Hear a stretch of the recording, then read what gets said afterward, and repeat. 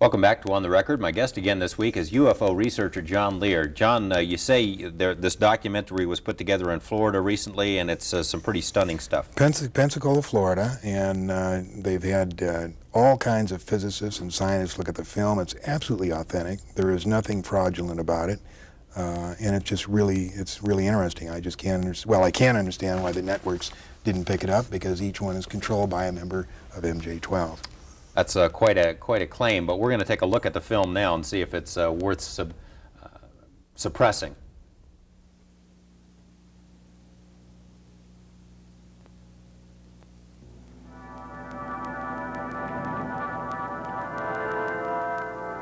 Things were very normal around the house. Just a normal evening. My wife says she's got to run to the store.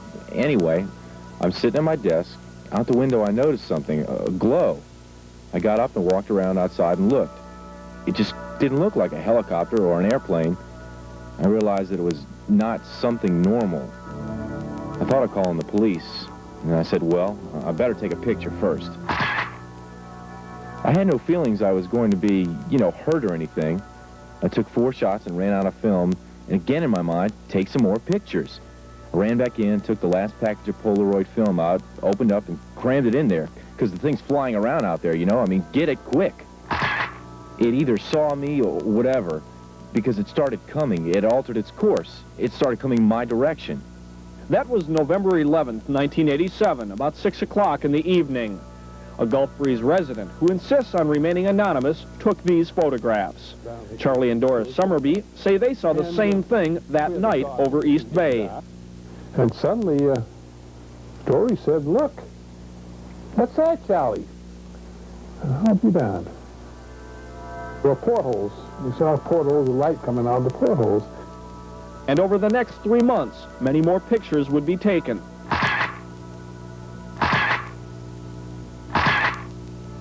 By different people.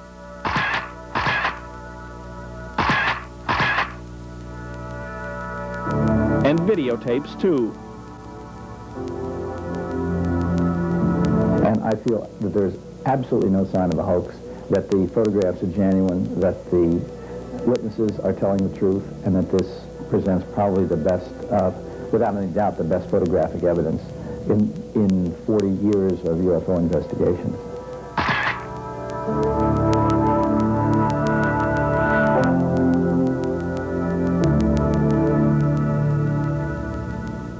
As this series goes on, we see a lot more of that videotape evidence. Yeah, there's a minute and 38 seconds of it, and it's pretty interesting stuff. We've never seen that before, have we? It's great. And on one morning, he goes out with his camera, and 3 of them show up, and he has a spectacular shot of 3 of them. And on one of the shots, they tip the saucer so that they can see up in the inside in the bright glowing ring of however it's powered. Take it that's not a weather balloon. The government wouldn't contend it's a weather balloon. No, that's for sure. How does the government explain this, or has anyone ever put the question to them?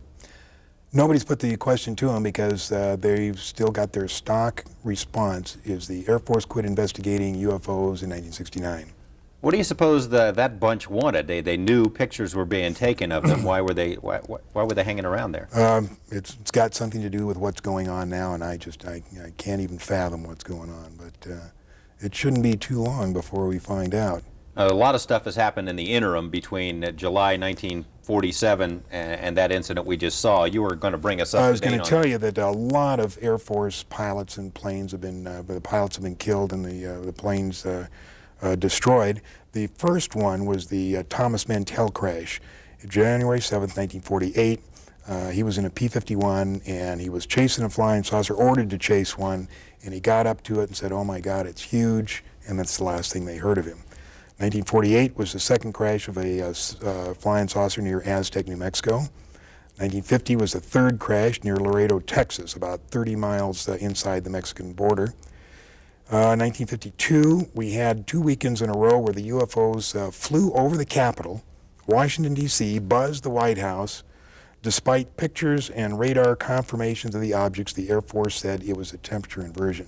Now, did this ever make the newspaper back in 52? It made all the newspapers, but it's been such a fantastic mental programming that we've been forced to forget this. It was in the papers. It was one of the most spectacular UFO events in history. 2 weekends in a row. In the newspapers, I don't know if you've gone back and looked at the newspapers from that era, but how did the newspaper people explain what it was? They told the Air Force line it was temperature inversion, but they had pictures of them. And it was just said it was temperature inversion. And what happened after that? What's next? The government established an intensive program of ridicule against anyone who said they saw flying saucers. And fear of ridicule was the foundation on which the cover-up was placed. Nobody likes to be ridiculed. And they built that fear into anybody so that nobody would talk about it. 1952, Eisenhower was elected. He was briefed by Hill and Cotter. Eisenhower, being military, took steps to ensure that the secret was kept. Because of his military background, he made it more military-oriented than, say, a civilian president would have. And it's this, I think, that has let his actions let the real power of the executive office slip through the hands of the president into MJ-12. And we've got a copy of, I think, outside of that document where Eisenhower is briefed in that. He was briefed, and he set it up.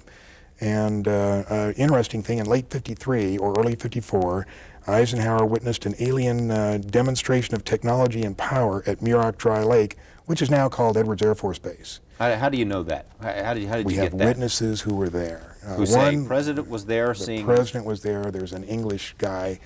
He passed away. He either passed away just recently, but before he did, he was the last living person who was present at that meeting. And he said that Eisenhower told the aliens that the world was not ready for him. And nothing happened until the first part of the 60s. Several more crashed in the 50s. In 1960, Kennedy was elected. Eisenhower was the last president to have a full briefing on the alien problem. There was a disdain of elected officials throughout the intelligence and military communities, and they just didn't like elected officials. So every president since then has not had high enough clearance to know the whole problem. Now they know there's aliens, they know we've recovered saucers, and they know that we're trying to get technology.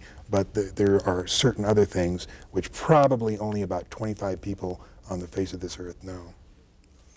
Now, on April 25th, 1964, was the first official communication between our government and the aliens. 3 saucers landed there by prearranged agreement. It was filmed by 5 high-speed cameras, 68,000 feet of film. The reason we know this is because in 1972, when they were going to release the first information about UFOs to the public, a very knowledgeable writer, his name was Robert Emenager, was asked by the agency to write a documentary, which he did. And they were going to release this thing, and we had the whole history of the UFOs, and the last part of the documentary was the footage of the saucer landing. But in 1973, when they're ready to go, we had Watergate, and they were faced with 2 problems. Number 1 is they didn't think the public could handle 2 traumatic experiences at the same time, and number 2, they thought that the public would perceive this picture of aliens and spacecraft as a ploy by Nixon to divert the attention from Watergate. So they shelved it. The documentary actually came out. It was narrated by Rod Serling, but instead of the real footage, they had drawings of these flying saucer landing, and they said, Rod Serling says, let's consider an event that could possibly happen in the future or may have already happened. But it did already happen, but what happened then? I'm jumping ahead of you here, and we can backtrack a second, but the next president after Nixon, President Carter, I remember him as a candidate saying that one of the things he'd like to do when he got into office was to get to the bottom of this UFO stuff, to look into the Project Blue Book files, and to let people know, basically to open it up and let people know if it was a hoax, it's a hoax. If there's something more to it, but he never did that. No, he said when he was during his campaign, he said, if I become president, I'll make every piece of information this country has about UFO sightings available to the public and the scientists. I'm convinced that UFOs exist because I've seen one. But MJ-12 got to him, and they explained how important it was to keep it a secret. And apparently he agreed with them because we never heard anything from Carter. Okay, what else? In between Nixon and Carter, anything? The end of the 60s, when then I believe we made a deal, 1973, 1980, were cattle mutilations. 14,000 cattle mutilations all over Canada, United States, South America, and we believe that they used the parts of the cattle for food or genetic experiments. And there was a documentary made by Linda Moulton Howe called Strange Harvest. Okay, perhaps we can take a short break. When we come back, we can go to that because I think it's a little bit long. We'll be right back.